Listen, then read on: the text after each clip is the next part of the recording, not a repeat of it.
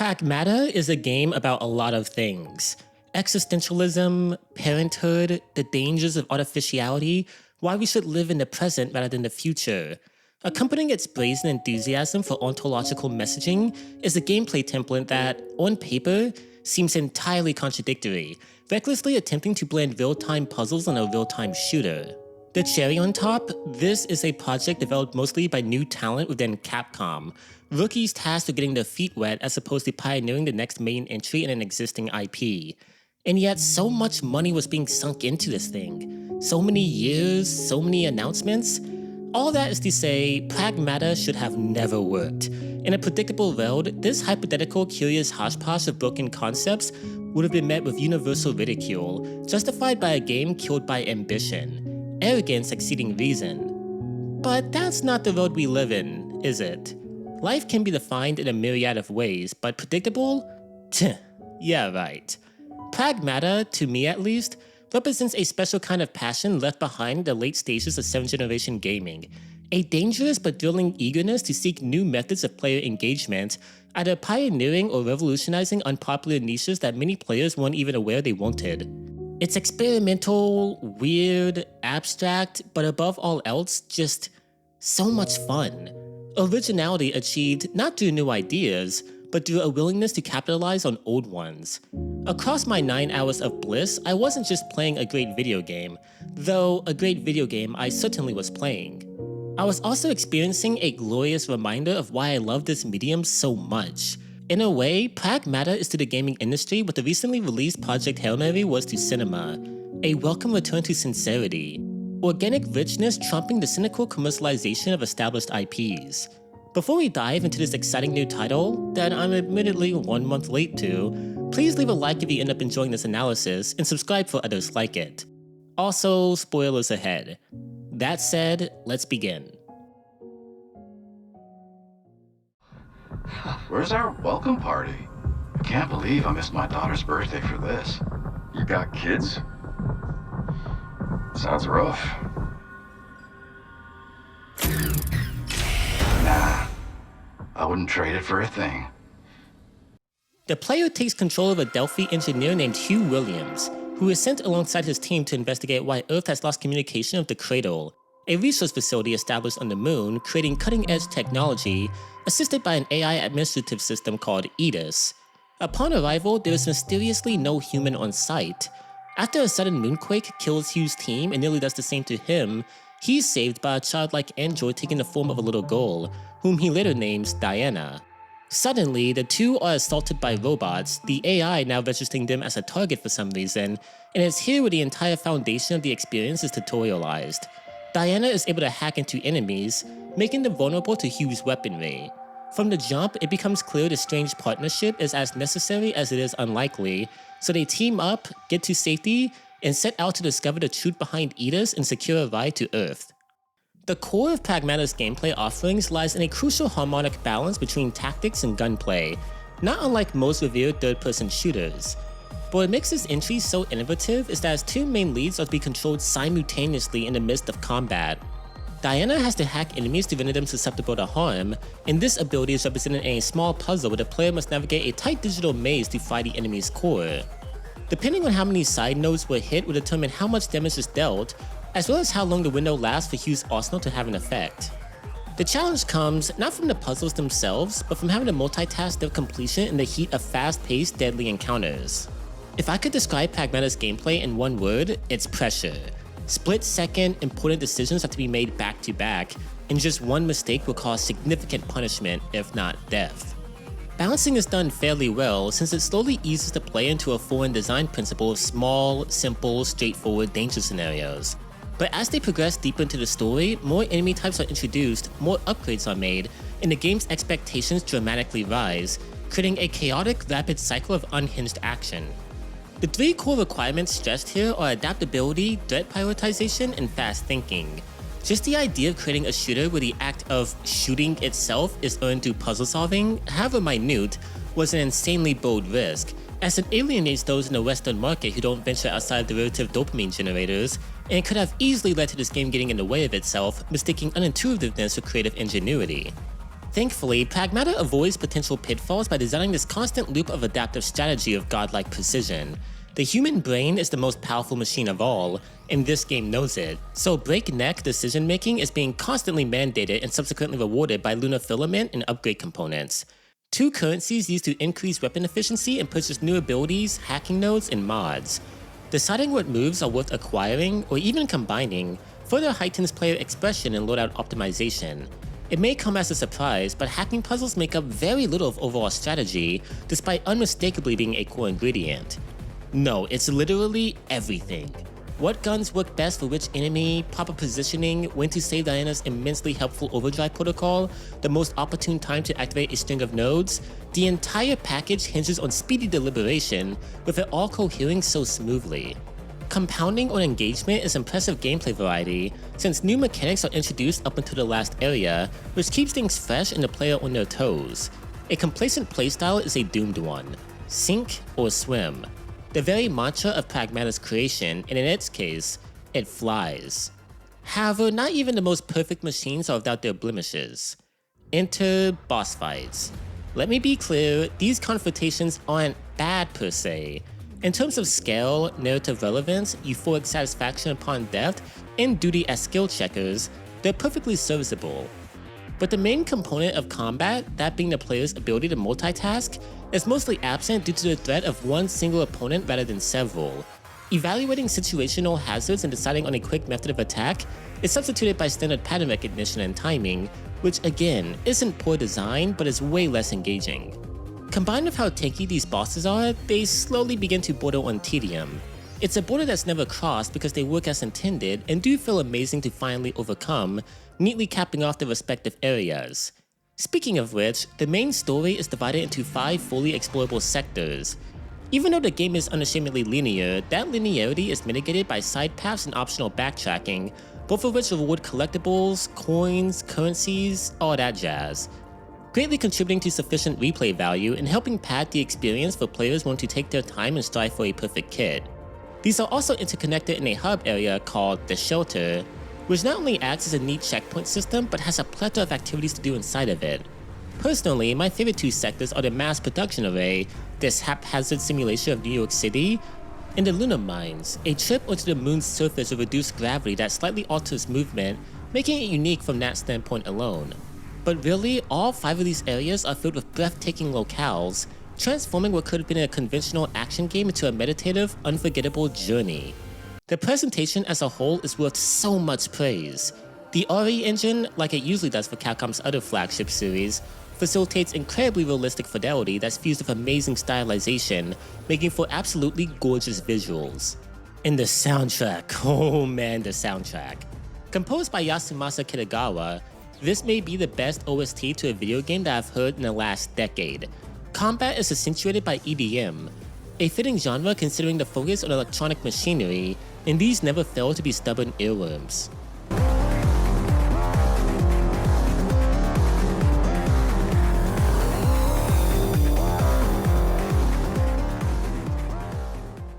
And yet, when the game was to take time to breathe in its ambiance, an accompanying melody is always there to emotionally underline it.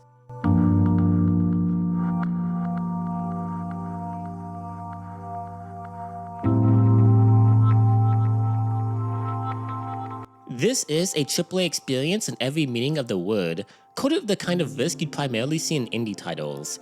Capcom's decision to invest more into what started out as a low-key entry point for junior developers was a blessing. Despite my grievances of modern Resident Evil, I will always commend this studio for its commitment to crafting memorable, narrative-focused single-player experiences that fully embrace the arcadiness of their medium, resulting in video games that, when all is said and done, just want to be fun video games. Take this! Just mean that the bond's been getting stronger. While the heart of gameplay lies in a partnership between man and machine, the heart of Pragmata's story lies in a bond between Hugh and Diana. Initially, I assumed this was going to be yet another tiresome iteration of the cynical protagonist juxtaposed to the innocence of a young ally trope we've seen in many games before it. And to be fair, that's exactly what's going on here. But I found this particular case to be subversive in its earnestness. During the prologue, Hugh dismisses the prospect of having kids and also expresses distrust of machines. And well, Diana is an all-in-one package, but the two need each other to survive, both seeing the other as a necessary, albeit unfamiliar lifeline. But the unlikeliness of their pairing never ventures into the cliché field of forced drama or completely avoidable misunderstandings. It actually caught me off guard how quickly they warmed up to each other. Hugh's aversion to both parenthood and AI is conveyed through subtle hesitance that grounds both characters in reality. They're naturally compassionate and start out caring for one another on some level, in spite of their differences. The main emotional conflict of their relationship isn't centered around trust, but authenticity. PRAGMATA asks the same question Blade Runner does. If you create an exact copy of something that bears no differences from the original, is there a meaningful distinction between the two, or is categorization arbitrary?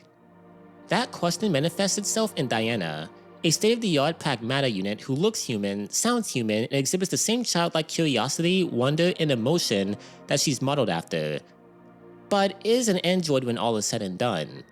For as many times she'll tug at your heartstrings by being the most adorable thing in the world, she'll break the illusion of mortality by demonstrating a complete lack of understanding when it comes to humanity, an outsider looking in, straight from the uncanny valley. Look, how about we call you Diana? Diana? Yeah, from now on you can be Diana. How's that fit?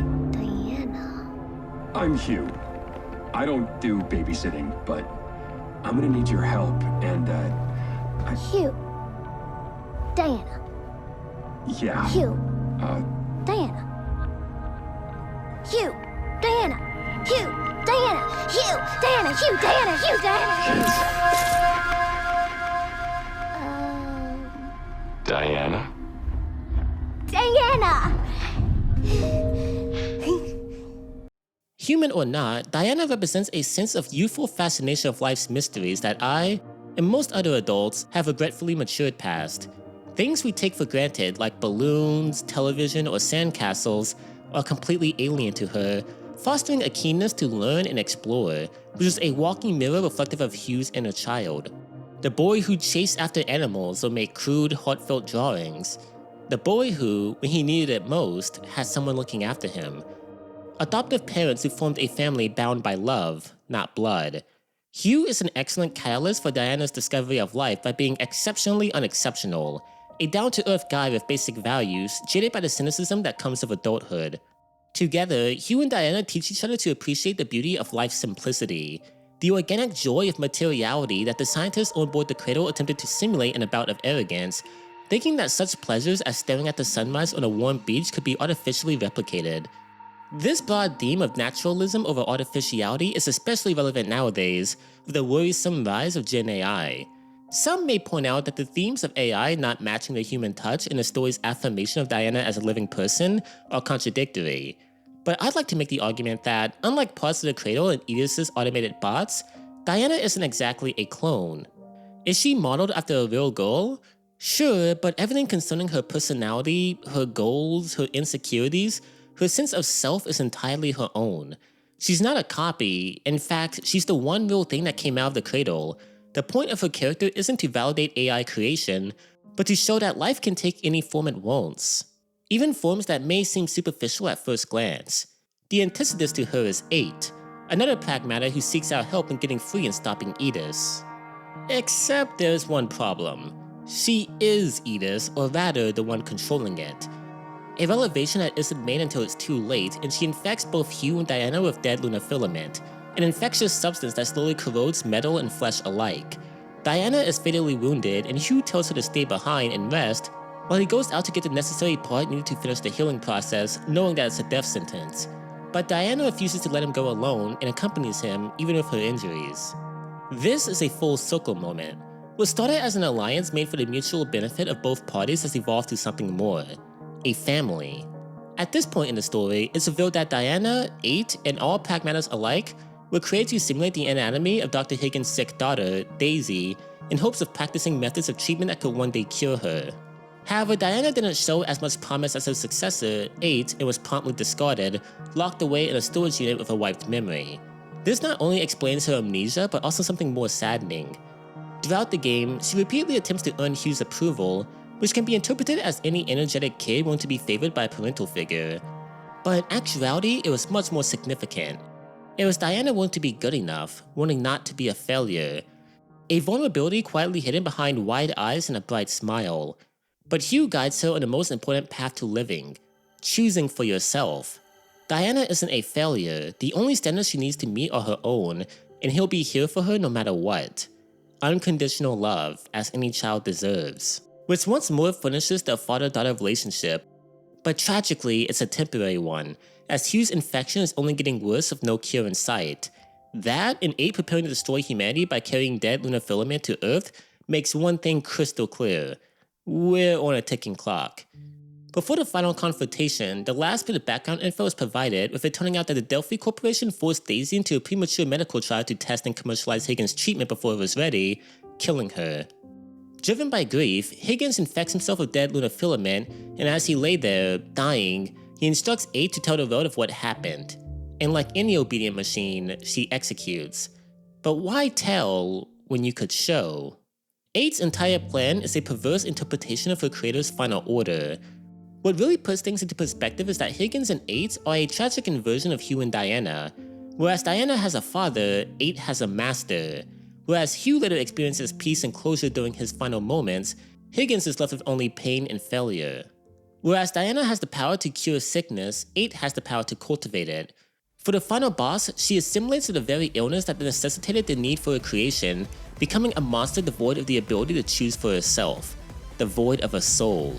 This final boss admittedly does lack in the difficulty department, and was surprisingly the easiest fight in the whole game for me, but what it lacks in difficulty is compensated for in a grand design, cool payoff, narrative investment reaching a new peak, and a fantastic score that brings the whole thing home.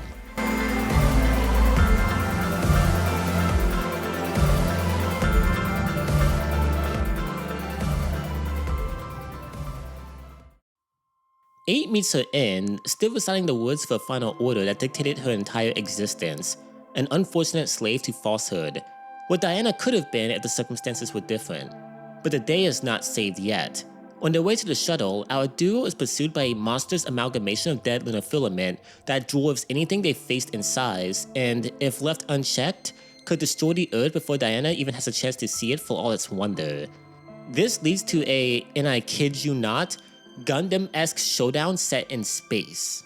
Look, Diana, I was a lot like you. A thirst for life and all its mysteries. And boy, I had a few bumps along the way. But I had someone looking out for me. And now it's your turn. A whole new life. If you're ready. Okay, then let's go. Together.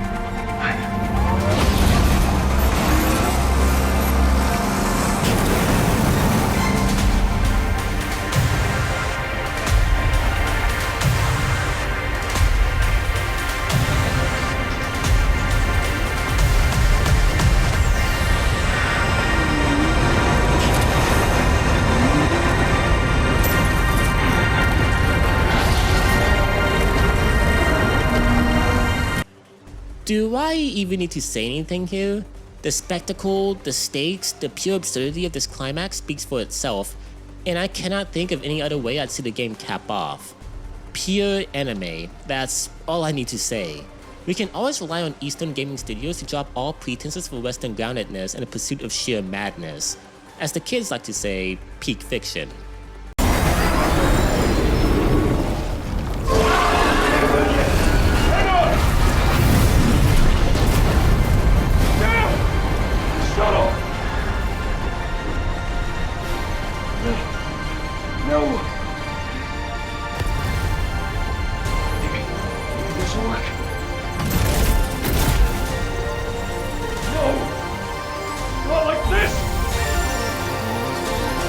Let me try.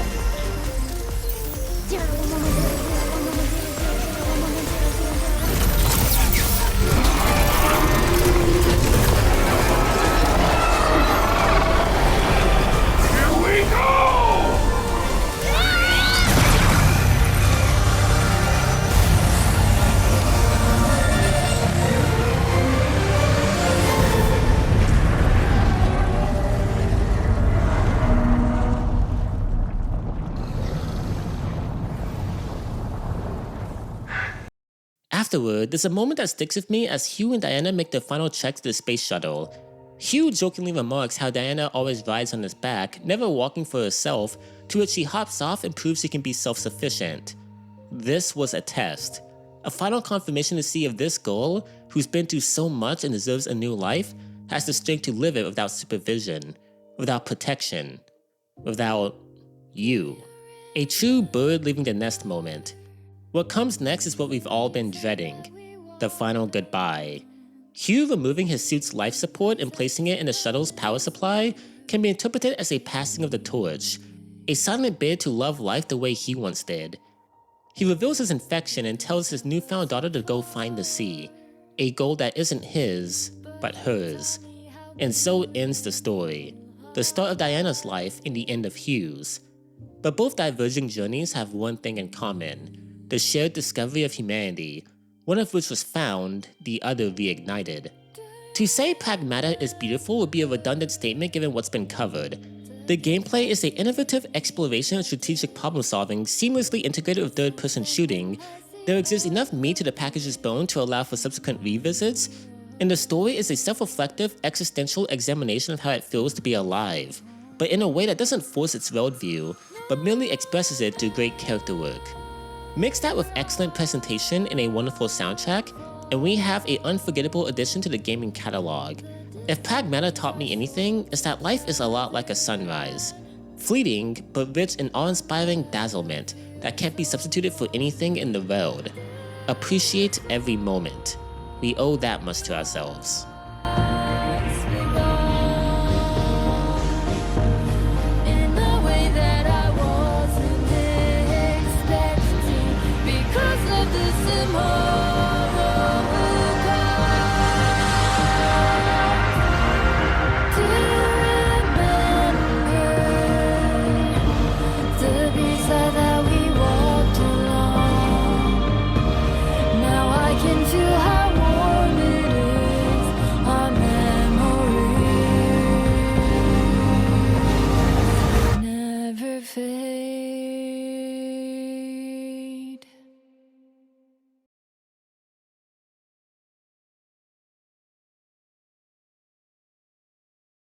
Hello everyone, I hope you enjoyed this analysis. If you did, kindly leave a like to help this channel grow and consider subscribing for more like this one. Lastly, I have a Patreon page. Paid members get 3-day early access to new videos and a shout out at the end of each one. The link is in the description. Thank you so much for watching and have an amazing rest of your day. Peace out.